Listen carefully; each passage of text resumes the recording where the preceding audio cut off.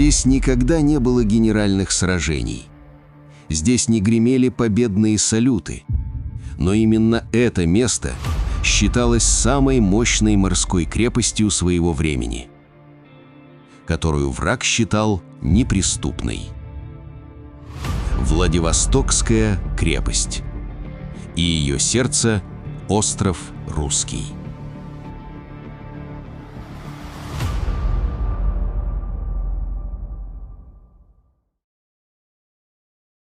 В прошлом году наш проект, благодаря приглашению Приморского общества изучения Амурского края, Русского географического общества отделения города Владивостока, Боякова Алексея Михайловича, посетил город Владивосток, и нам удалось быть в самой крепости. Ну, крепость Владивосток – это огромные площади, многочисленные сооружения. Мы посетили только маленькую часть, и основную, как мы считаем. Это все-таки оборона крепости со стороны моря. Это Русский остров. Город воинской славы Владивосток – наши дни. В летнее время город превращается в курорт. Улицы и пляжи полны туристов и отдыхающих со всего Дальнего Востока, чему способствует теплое море, жаркое лето и неповторимый колорит самого Владивостока. Среди городских достопримечательностей почетное место занимает и крепость, превращенная в музей, в который было включено более 800 объектов Владивостокской крепости. Хотя они и потеряли свое оборонительное значение, но продолжают удивлять посетителей своей мощью, являясь по сути чудом фортификационного искусства инженеров Российской империи и Советского Союза. В этой работе с нами участвовал Владимир Иванович Калинин, доктор биологических наук, историк и краевед, председатель военно-исторического клуба «Владивостокская крепость», знаток, пропагандист Владивостокской крепости, автор многих книг по Владивостокской крепости. Владимир Иванович поражает знание крепости и поражает энтузиазм, с которой он относится к этой крепости. Рассказ о крепости он начал прямо на машине. Форт номер 10, куда мы едем, это классический форт 1910 года, и это одновременно командный пункт батареи номер 982, построенный возле форта в 1932-1934 годах.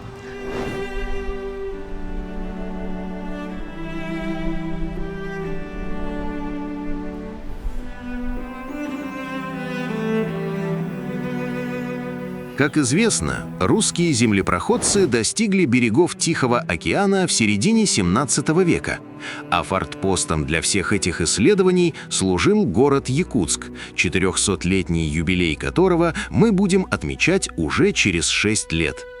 Первое же документальное подтверждение присутствия России на территории современного Приморского края датируется летом 1655 года, когда на ее северную часть зашел отряд казаков под командованием Ануфрия Степанова.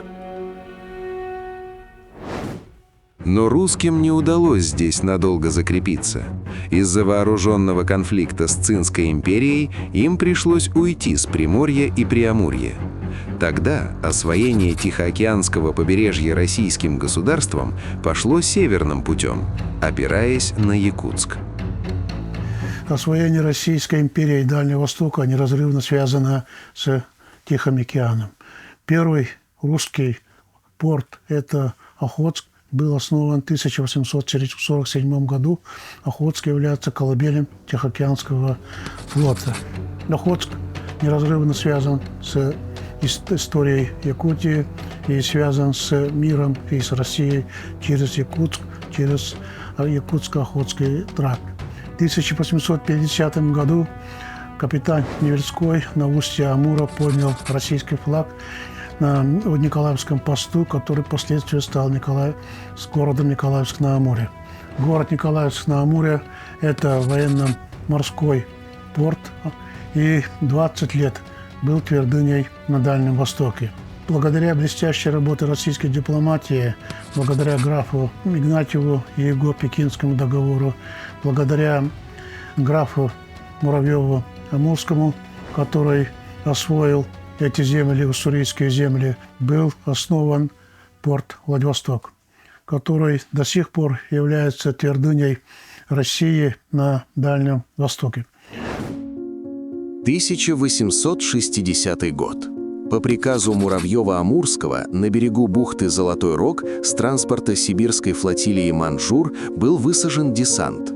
Это стало возможным благодаря недавно подписанным Айгунским и Пекинским договорам, согласно которым в состав Российской империи вошли Преамурье и Приморье. Так возник военный пост, получивший название Владивосток.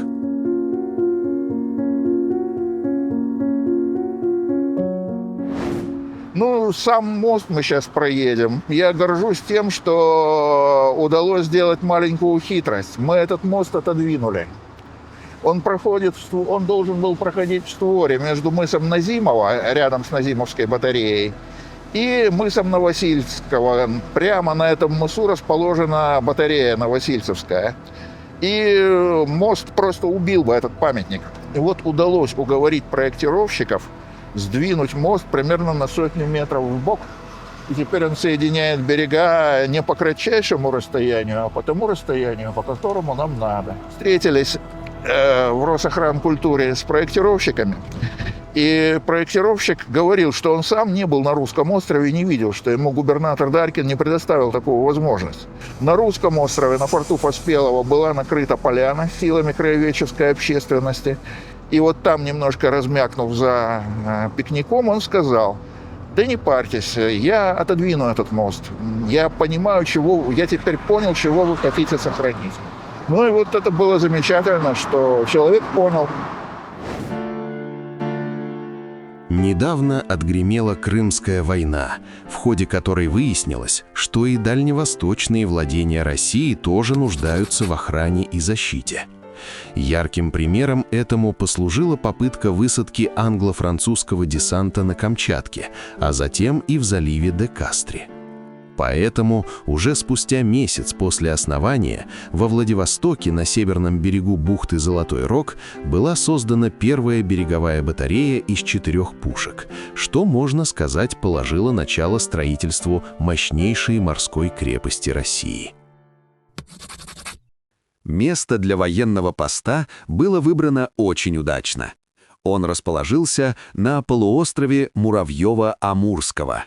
Полуостров омывается водами 2 заливов – Амурского и Уссурийского, а со стороны моря прикрыт грядой островов, где необходимо было разместить артиллерию для отражения нападения вражеского флота. Самый крупный из островов – остров Русский, с которого просматривается вся акватория, должен был стать сердцем морской крепости. А для защиты со стороны суши требовалось построить линию оборонительных сооружений поперек полуострова. Таким образом, Владивосток был бы надежно прикрыт как с суши, так и с моря. –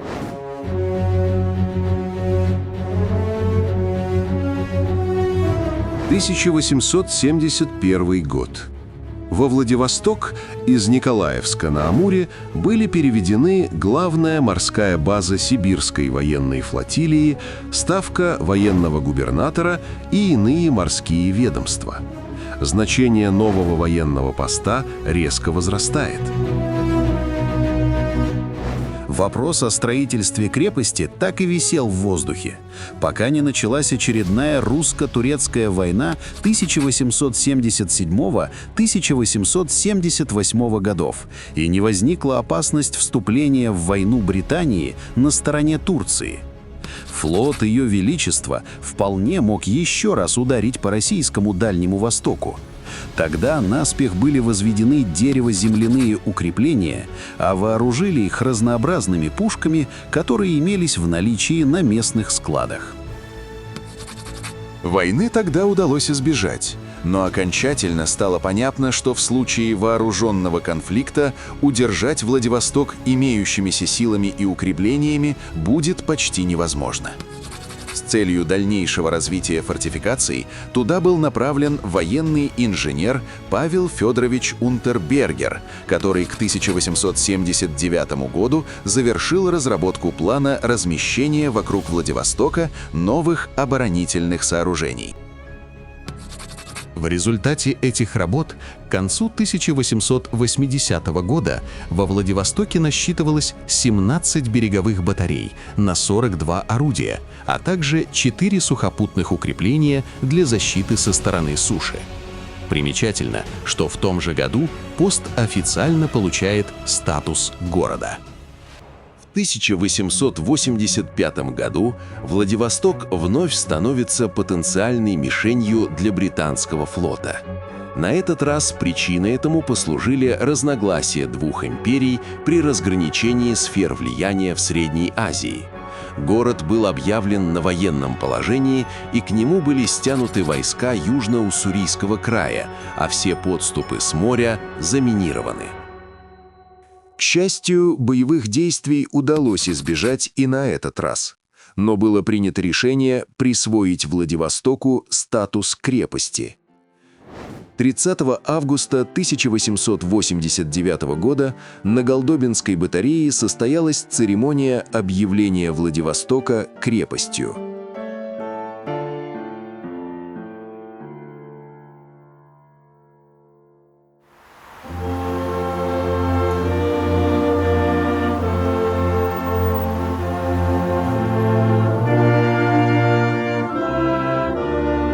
В 1891 году Владивосток в ходе своего восточного путешествия посетил будущий император Николай II, тогда еще цесаревич Николай Александрович. Во время визита наследник престола участвовал в закладке Большого дока и открыл строительство Транссиба. Это символизировало разворот России на восток и объявление Тихоокеанское побережье сферой своих интересов. Развитие и укрепление базы будущего Тихоокеанского флота становилось для империи делом чести.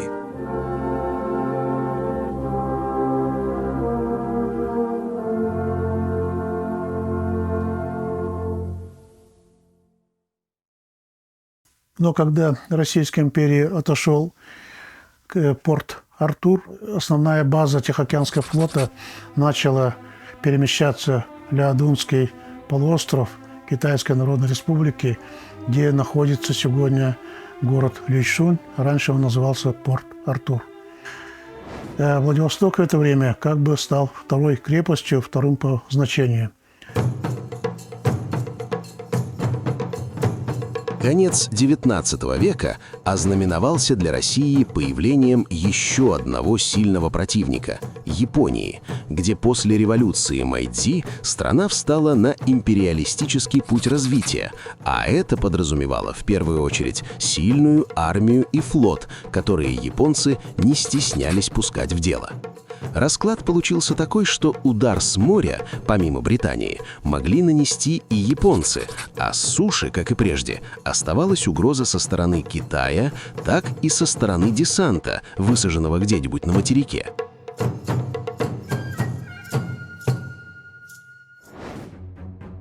Ввиду сложившейся обстановки, сочли, что существующих укреплений и имеющихся в наличии войск мало, и владивостокские инженеры приступили к разработке проекта новых оборонительных сооружений второй линии обороны.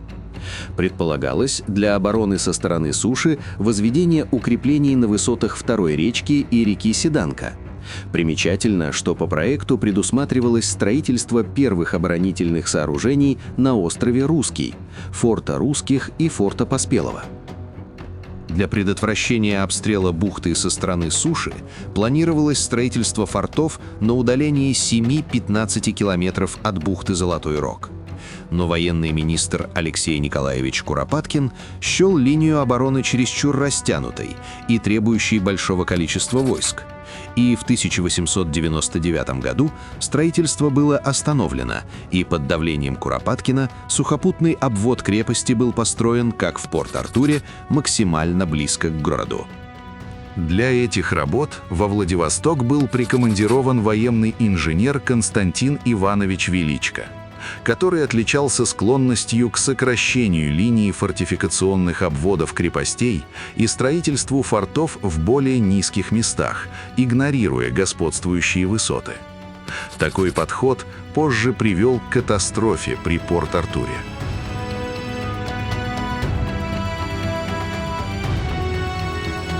Таким образом, к 1903 году по проекту Величко были построены форты Муравьева-Амурского, Суворова, Линевича, а между ними возвели несколько редутов, люнетов и временных укреплений. Куропаткин же, проинспектировав, остался доволен. До признания ошибочности такого расположения фортификационной линии оставалось меньше года.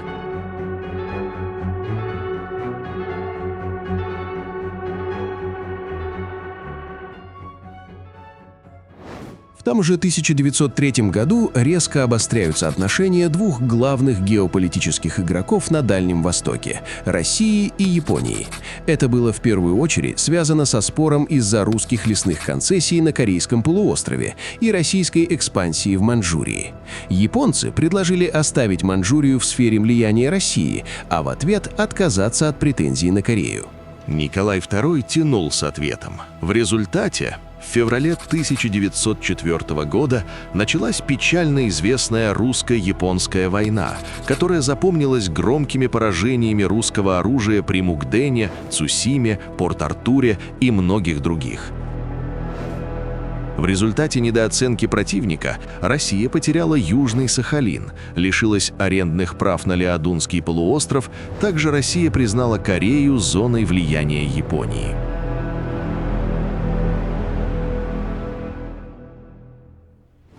Что же касается Владивостока, то его от японского вторжения спасло только наличие крепости, которая к моменту падения Порт-Артура превосходила его по всем параметрам.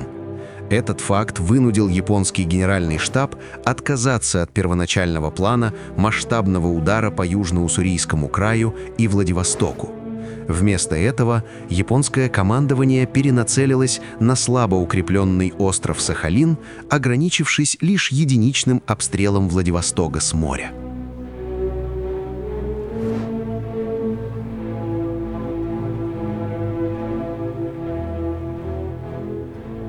По итогам русско-японской войны, после падения Порт-Артура, Владивосток стал основной крепостью Российской империи на Дальнем Востоке.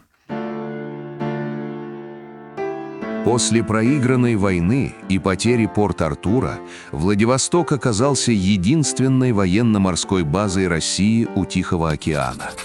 К тому же оборонительные сооружения, учитывая печальный опыт Порт-Артура, были признаны устаревшими. Ошибки планирования сухопутного фортификационного обвода, пролегавшего слишком близко от города, частично были устранены во время войны строительством передовой линии обороны по господствующим высотам реки Седанка. Но этого было недостаточно.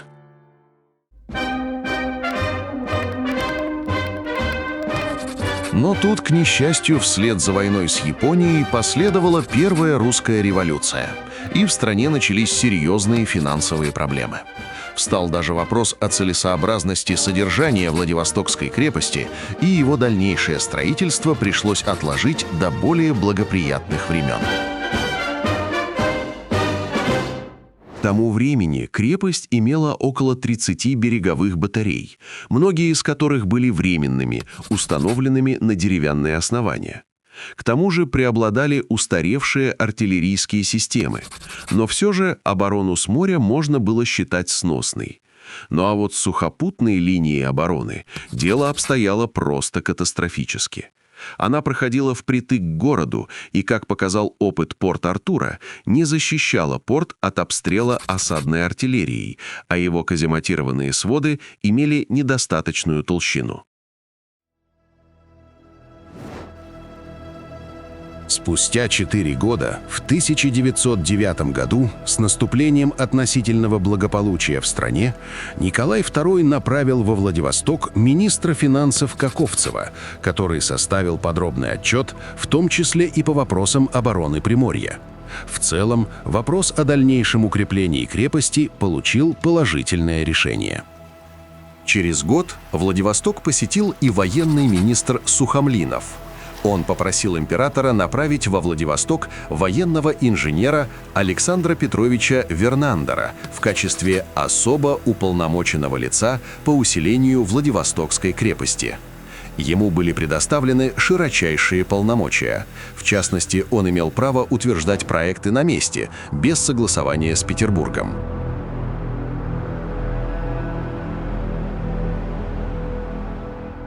Вернандер, прибыв во Владивосток летом 1910 года, утвердил большинство проектов важнейших фортификационных сооружений, тем самым фактически сдвинул с мертвой точки дальнейшее строительство крепости.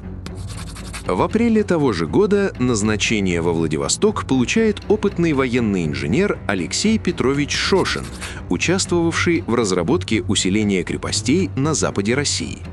Вскоре он становится начальником инженеров крепости. Под его руководством во Владивостоке были впервые реализованы многие новаторские решения в фортификационном деле, такие как расчлененные форты, круглые амбразуры минимального размера в кофрах и индивидуальные подбрустверные ниши укрытия и многие другие. В том же 1910 году сенатором Антоном Адамовичем Глещинским была проведена ревизия в Иркутском и Приамурском военных округах. По результатам ревизии состояние интендантского и инженерного дела были признаны неудовлетворительными, и для их устранения ввели ряд управленческих новаций, направленных против коррупции и бюрократии, что, конечно же, стало ключевым фактором, способствующим успешному строительству главной линии обороны Владивостокской крепости.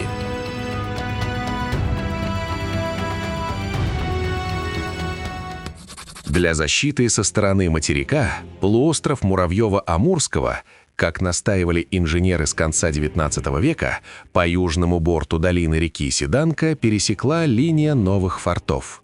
Форт номер 1 – царя Михаила Федоровича, форт номер 2 – императора Петра Великого, форт номер 3 – императрицы Екатерины Великой, форт номер 4 – императора Александра Благословенного, форт номер 5 – императора Александра Освободителя, форт номер 6 – императора Николая Александровича, форт номер 7 – наследника цесаревича Алексея.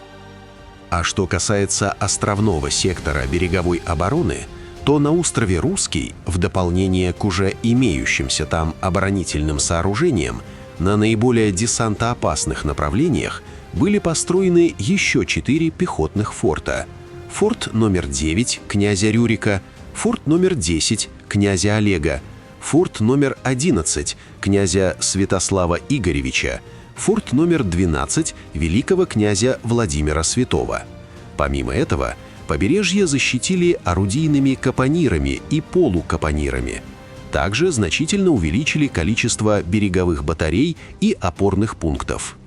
Спрашивается, а зачем на острове пехотные форты? А вот посмотрите на эту замечательную природу. Вы видите здесь, на юго-восточном побережье, великолепные бухты, которые не замерзают зимой, и которые могут быть отличными местами для высадки.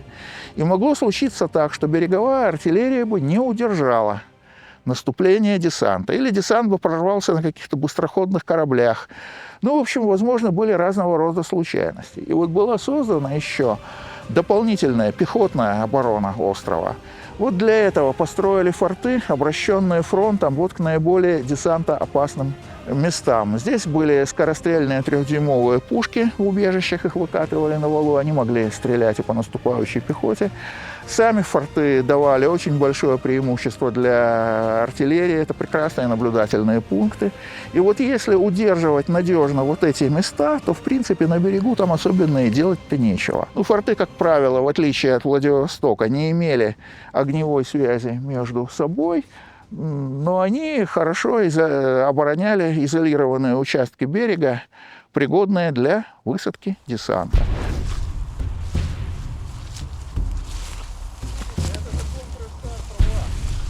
Сегодня же наш проект посетил на острове Русский береговую батарею номер 17, которая получила название «Великокняжеская» в память о визите во Владивосток в 1908 году генерал-инспектора артиллерии великого князя Сергея Михайловича и было возведено в период с 1909 по 1914 годы. Мы находимся на Великокняжеской батарее Владивостокской крепости на Русском острове. Батарея была одна из ключевых в системе обороны восточного побережья Русского острова. Была вооружена самыми мощными в то время пушками, состоявшими на вооружении береговой обороны. 12-дюймовые пушки. Они во Владивосток так и не поступили, не успели. Вот перед нами сейчас будет слева развалины временного погребка, который был здесь построен в том же 1909 году для временного хранения боезапаса. Казематов еще не было. Кстати, для времянки ведь роскошный фасад. Вот эти земляные траверсы между двориками, вот эти огромные валы, в их толщах как раз находятся пороховые и снарядные погреба. А перед батареей, перед ними в толще бруствера проходит галерея убежища для личного состава. Нет, она была вооружена. Она вооружена была раньше, чем была построена. Она была вооружена в 1909 году. Потом, когда ее достраивали, пушки никуда не делись, просто брезентом прикрыли. А сняли ее в 2014 году.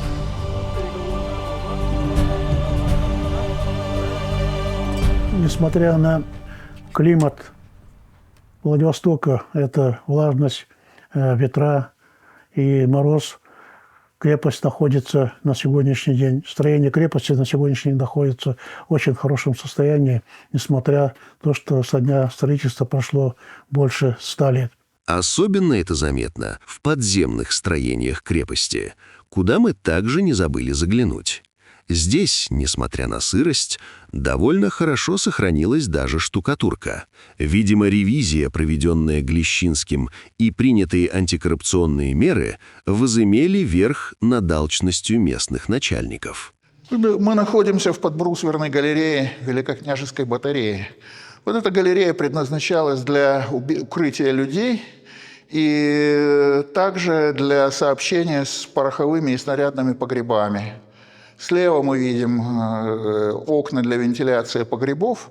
Погреба зарядов должны были от органических растворителей проветриваться. И очень здесь интересные крестовые своды. Это очень тонкая работа для бетонирования. Вот они здесь так сделали. Молодцы еще.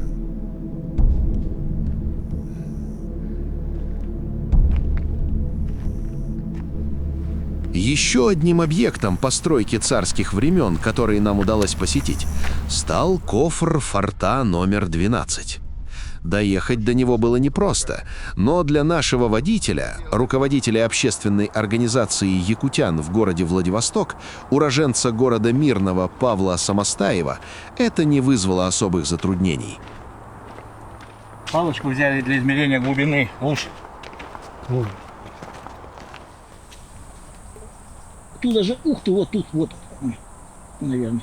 Лягушки даже плавают. Тут вон что-то.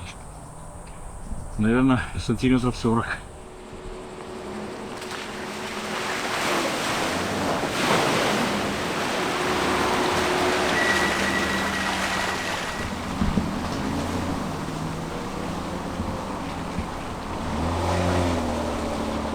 Сойдя с машины и немного поплутав по лесу, Владимир Иванович вывел нас на кофр. Мы находимся возле кофра форта номер 12. Форт номер 12 имел тактическую задачу крайне затруднить неприятелю высадку на пляже у мыса Охлёстышева и не допустить продвижения неприятеля на саперный полуостров. Он очень интересен по планировке, сделан в виде такой гантели, состоит практически из 3 независимых укреплений, среднее из которых так и не было построено, там только фундаменты и котлованы. Но самым важным направлением, конечно, был мыс Охлёстышева, и эта часть форта была достроена в максимальной степени. Здесь был даже построен кофр, чего на русском острове бывает нечасто. И на примере этого кофра видно, как много внимания Федор Дмитриевич Шабанов, строитель форта, уделял внешнему виду сооружений.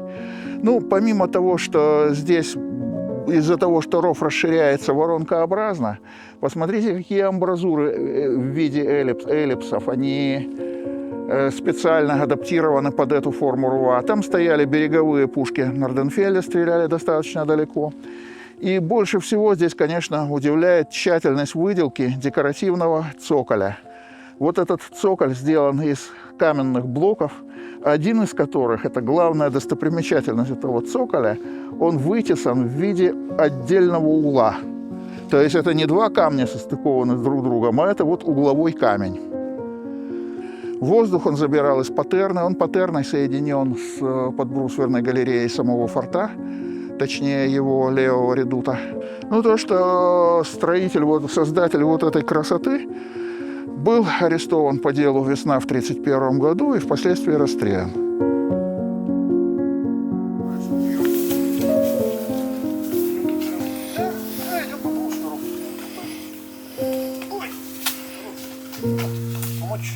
Нет, здесь ноги нормально? Нормально? Ну, кроссовки.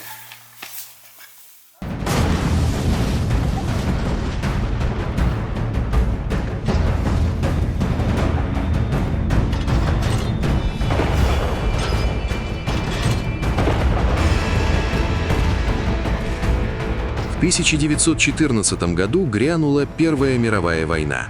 Все полевые войска из крепости направили на фронт. Большинство артиллерийских орудий также отправили на запад.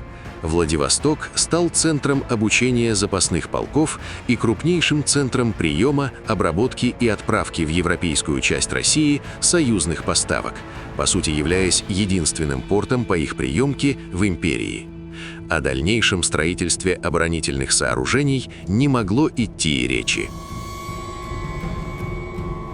В 17 году власть в России после Октябрьской революции переходит к большевикам, которые спешно выводят страну из войны.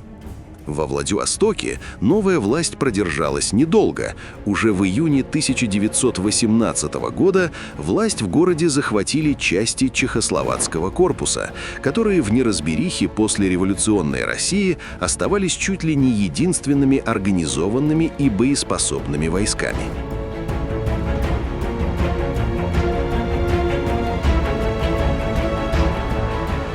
В том же 18-м началась иностранная интервенция, представленная войсками союзников Российской империи по Антанте. Во Владивостоке высадились войска Японии, США, Канады, Италии. В общем, на Дальнем Востоке, охваченной партизанской войной, интервенция продлилась 4 года. Войска западных стран покинули Владивосток в 20 году, а японцы задержались на 2 года дольше. Это в 22 году, когда японцы уходили, они сделали взрывы на 2 батареях. На Токаревской взорвали погреб со снарядами и взорвали на Назимовской погреб со снарядами, чтобы вывести эти батареи из строя. Причем это сделали в сентябре 22 года, когда они собрались уходить, чтобы им никто в спину не выстрелил. Подстраховались, а так больше они ничего не ломали. В октябре 1922 года, после ухода японцев, Владивосток заняли войска Народно-революционной армии Дальневосточной Республики, а через месяц, в ноябре, Дальневосточная Республика была ликвидирована, и весь край вошел в состав РСФСР. В истории Владивостока и его крепости началась новая эпоха – эпоха диктатуры пролетариата.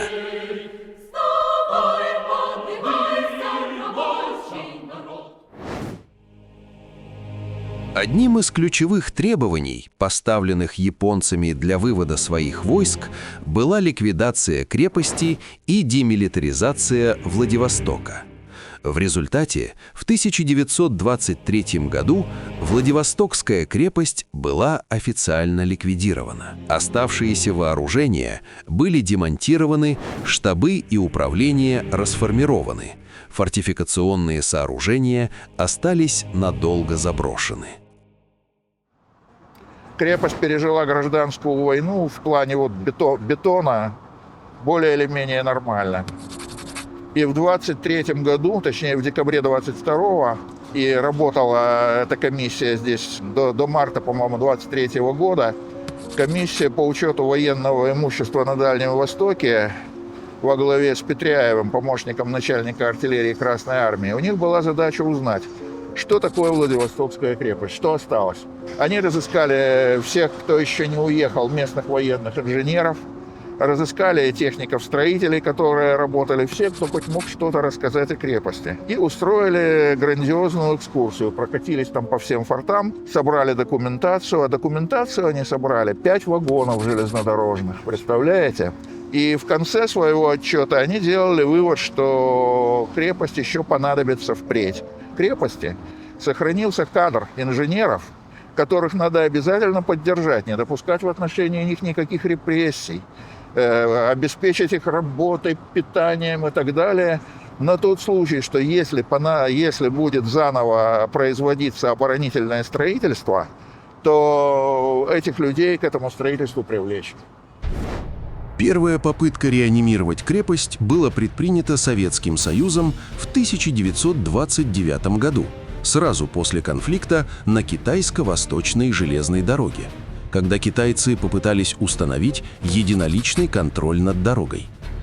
Во внешнеполитическом плане этот конфликт дал понять Японии, что РККА является серьезной силой в регионе, и Япония начинает готовиться к войне с СССР. Что же касается КВЖД, то оно после оккупации Японии Маньчжурии было продано марионеточному прояпонскому государству Маньчжоу-го. В воздухе запахло новой войной. Господство японского военно-морского флота было подавляющим. Ввиду отсутствия в составе советского флота крупных кораблей, требовалось срочно возродить былую мощь Владивостокской крепости и вооружить его мощной береговой артиллерией. Строительство всерьез начали в 1932-м. Первые попытки реанимировать несколько береговых батарей были сделаны в 1929 году во время конфликта на КВЖД. И, кстати, к этим работам и привлекались бывшие инженеры. А потом в 1932 году уже началась широкая программа оборонительного строительства. Здесь были организованы, сформированы морские силы Дальнего Востока, второго формирования, будущий Тихоокеанский флот, в составе которого была береговая оборона Дальнего Востока. И вот в рамках строительства этой береговой обороны Дальнего Востока во Владивостоке построили целую сеть батарей, включая Ворошиловскую, широко известную, но менее известную 982-ю и ряд других. Сюда перегнали на Дальний Восток железнодорожную артиллерию калибра до 14 дюймов, это 356 миллиметров.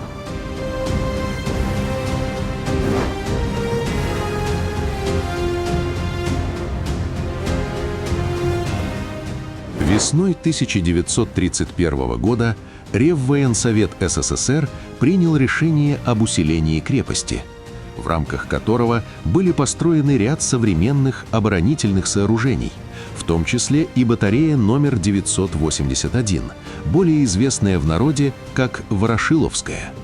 Батарею вооружили 2 трехорудийными бронебашенными установками калибром 305 мм, снятых с линейного корабля «Михаил Фрунзе», который изначально именовался «Полтава».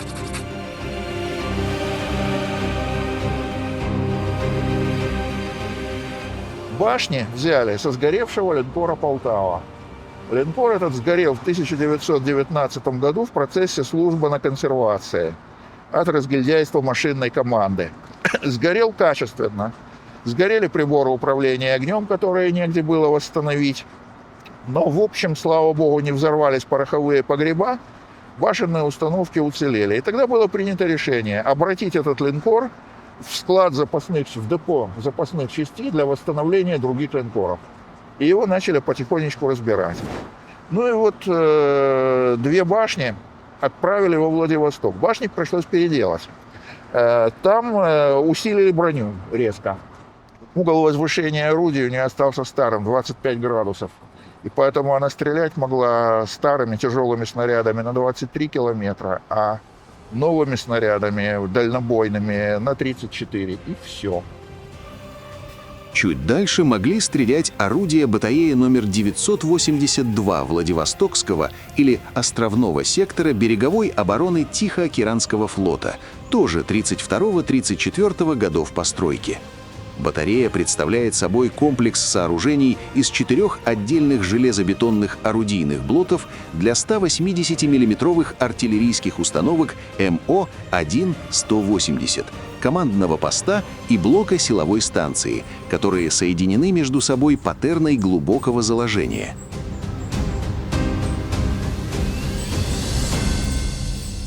Вот мы находимся здесь на левом фланге батареи возле этого орудия, показанного под номером 7. И вот здесь видим показана паттерна, ведущая в силовую станцию, и далее на 10-й форт. Ну, честно говоря, такое впечатление, что это зеркалка. Да, зеркальце. Это зеркалка. Да, 10-е. Да. Ну, чиновники лучше знают. Эта пушка могла стрелять на расстояние до 37 километров снарядом, весящим 97 килограмм. Считалось, что на таких больших дистанциях, когда снаряд падает сверху, она бы могла даже калечить палубу линкоров. Не говоря уже о том, что в случае, если были бы поставлены минные заграждения, огонь этой батареи пресек бы любые попытки тролления. Здесь располагалась огневая позиция батареи. 4 железобетонных блока двухэтажных. С нижнего этажа подавался боезапас, верхний ярус был открытый. Вот посмотрите, ниши для первых выстрелов, для снарядов-зарядов. А вот откуда оно все бралось? Пойдемте сюда. Снизу, видите, 2 дырки. Сверху был стол. Значит, снаряды сюда выкатывали, а заряды снизу. Ну, заряд легче, его можно поднять. Снаряд 97 килограмм. Как переносили? Очень просто, вручную. Без каких-либо механических приспособлений. 2 особо откормленных краснофлотца обнимали этот снаряд и несли на руках. Ну, это как раз калибр 180 миллиметров, 7 дюймов почти что. Он и был выбран, что можно, еще возможно ручная подача. И имелась паттерна глубокого заложения, которая соединяла эти блоки, во-первых, с силовой станцией, потому что установки были электрифицированы, и, во-вторых, длинная паттерна вела на командный пункт батареи, располагавшийся на форту номер 10. Вот в старый форт, в бетонный массив врезали как раз рубку управляющего огнем и рубку вращающуюся для стереоскопического дальномера. На 10-м форту располагался мозг этой батареи.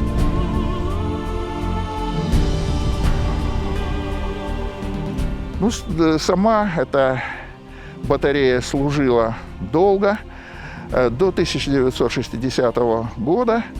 И потом она была переведена в законсервированное состояние, но и так медленно, но верно она в конце концов умерла.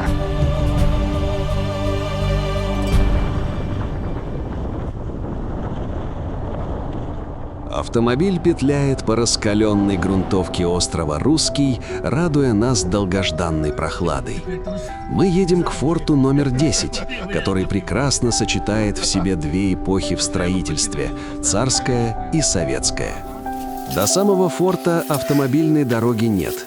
Пришлось, ориентируясь по стрелковому брустверу, немного пройти пешком, что в жару было непросто.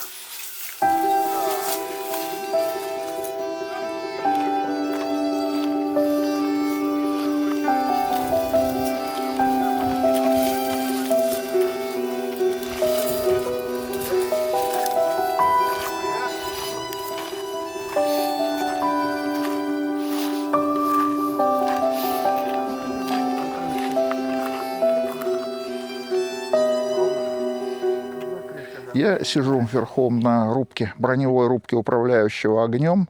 Рубка имеет смотровые щели и отверстия для перископа и для перископического визира. Ну, а здесь командир батареи вместе с телефонистом наблюдали за движением неприятельского флота или за учебной целью и, соответственно, командовали всем, чем надо. В рубке имелся комплект контрольных приборов, и все данные, которые поступали на командный пункт, они отображались на стрелках на приборах у командира батареи. Дистанцию измеряли с помощью стереоскопического дальномера ДМ-6. Дальномеров могло быть 2, и специальная броневая рубка, рубка для дальномера, была установлена на дальномерном посту, который располагается совсем рядом с нами. Там сидел матрос-дальномерщик, там был тоже телефонист, и там был прибор. Вот когда нужно было давать направление на цель, педаль этого прибора зажималась дальномерщиком, и в автоматическом режиме реального времени дальность тоже подавалась на центральный прибор для выработки команд для наводки орудий. Уже послевоенное время стали использовать радиолокационный метод. Но вот такое нахождение командного поста современной советской батареи вот в бетонном массиве Царского пехотного форта, ну, этот случай, конечно, уникальный. Далее мы направились на осмотр кофра форта номер 10. Все вокруг настолько заросло, что даже Владимиру Ивановичу было сложно ориентироваться на местности. Кофр находится в неплохом состоянии, а ее внутренние помещения заслуживают отдельного внимания. Это казематы для артиллерии. Само собой, что уровень пола должен был быть выше, и, скорее всего, здесь ставили на тумбах береговые пушки Норденфельда, они капонирные, поскольку более поздняя постройка. Вот эти пушечные амбразуры. Из них можно было обстреливать это самое. Вот карманы для разных нужд, в том числе, наверное, для патронов. А вот это сверху, это принудительная вентиляция. Вот посмотрите, внизу дырки. Здесь была труба, и вон туда отводы. А уровень пола выше, соответственно. Ну вот уровень пола мы можем видеть вот у этой ниши, вот как раз очень четко. Вот я куда лучом показывал, вот здесь уровень пола был, ну, предполагался. А это вот здесь вентиляция. Причем, откуда брали воздух для вентиляции? Тоже загадка природы, но мы ее разгадали. Если бы была патерна внутрь, то тогда бы не проблема. Закачивали воздух с нижних этажей кофров. А вот здесь было уникальное решение. Здесь выведены подземные рукава. Вон, если мы туда залезем, мы даже увидим, наверное, начало этого подземного рукава, которые вели выше по склону сопки, по эскарпу. И забирали чистый воздух, не загаженный дымом орудий. Ну, вон там, короче, была вот эта самая дырка. У нас друзья нашли выход из нее наверху и проползли вот до этого завала. Вот это самое, отсюда подавался воздух. Потому что самое страшное дело при стрельбе из каземата – это угарный газ. Вот свод должен был быть набран сплошняком, закрыт сплошным металлическим набором из швеллеров, противооткольная одежда. Это если бетон не пробивается насквозь, он может дать откол с внутренней стороны. И поэтому вот где-то после русско-японской войны сразу все российские, по крайней мере, оборонительные сооружения имели противооткольную одежду жесткую. Это не арматура, это противооткольная сетка, мягкая противооткольная одежда. У этой арматуры там 2 или 3 слоя решетки без вертикальных связей. То есть это не железобетон. Да и, как видите, не очень хорошо она и держит, потому что штукатурка-то посыпалась.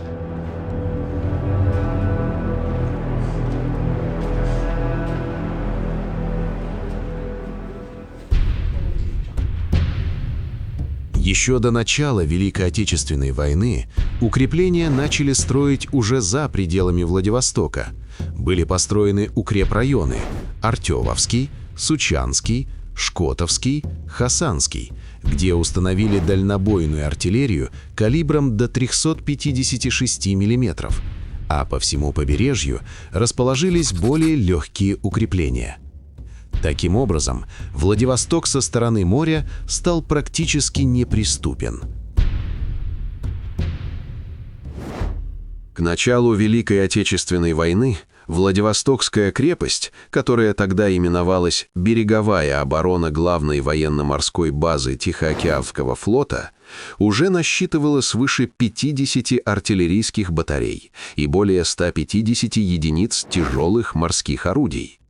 Хотя ее артиллерия не принимала непосредственного участия в войне, но она стала одним из факторов, из-за которой Япония не решилась во время Великой Отечественной войны вступить в вооруженный конфликт с СССР.